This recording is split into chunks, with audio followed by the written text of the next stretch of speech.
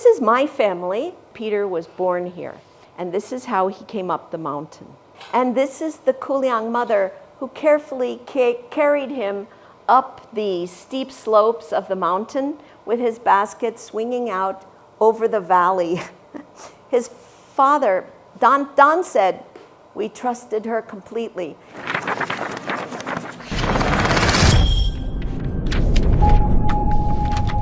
In 2015, when Ellen Macnnis first went searching for her family's roots on Kuliang, all she had was an old map marked with numbers and the cryptic label Site number 184.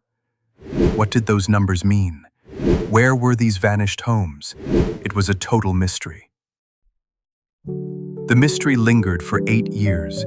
Then, in 2023, a breakthrough emerged from a meticulous cross-border investigation. The truth about Site number 184 was finally unveiled. A discovery that would unlock the epic 3-generational saga of the Maclnnis family in China.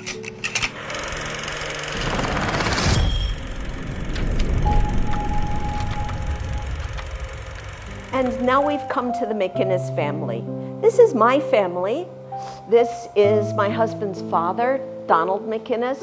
He came to China when he was 19 to work for a year in Yangkou at the Anglo-Chinese college, which was a high school.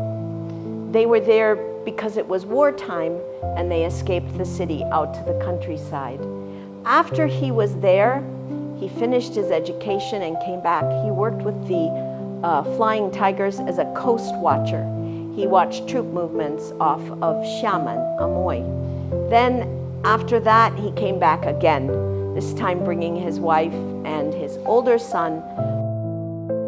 In the summer of 1948, the Maclnnis family ascended Kuliang Mountain.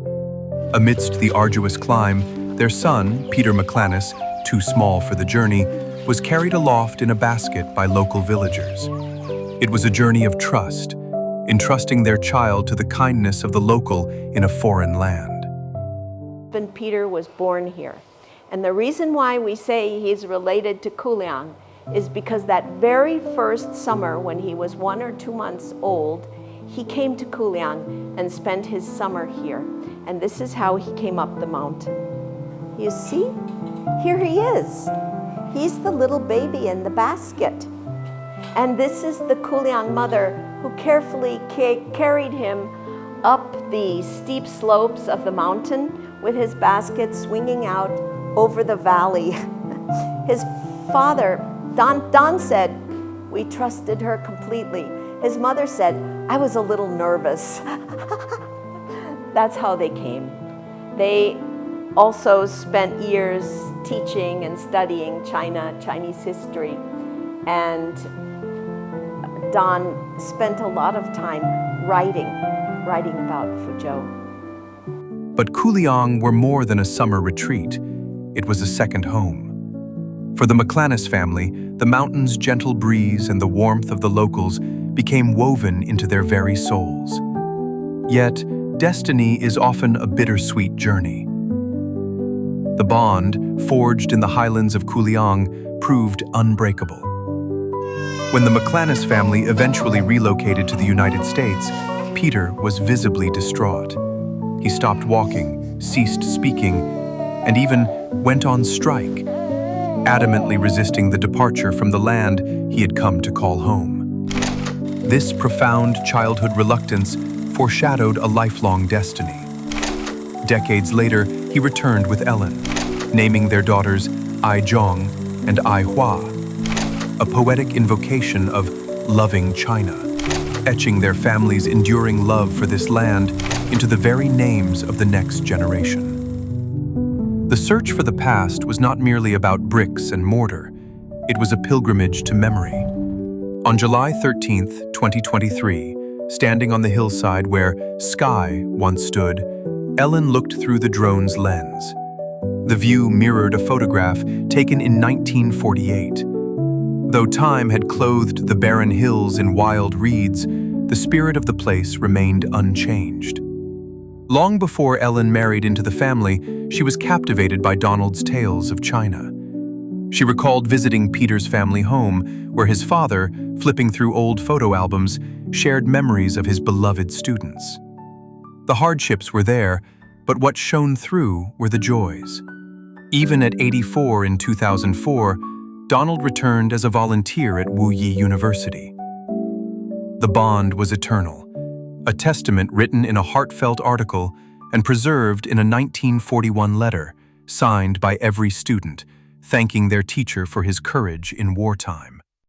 Actually, when my husband and I came to Kuliang in 2015, there was no history. We had no history to read. And we were just shown a map, and we knew somewhere on that map was Peter's old house, but we didn't know where. This is the picture of his old house. They called it the Isle of Skye, after their home in Scotland. We didn't find that house, so we kept looking. And as we looked, we found stories, lots of stories.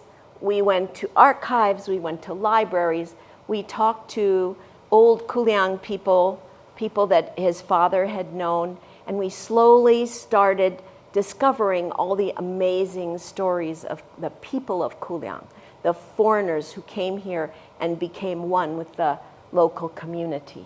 In death, as in life, the connection held fast. When Donald passed away in 2005, his ashes were split to honor his final wish, half resting in America, half in the Minjiang River. As Elyn beautifully observed, the Minjiang, Fuzhou's mother river, yet eventually flows into the vast ocean, bridging the distance all the way to the United States across the Pacific. Through these flowing waters, the two halves of his soul will eventually reunite,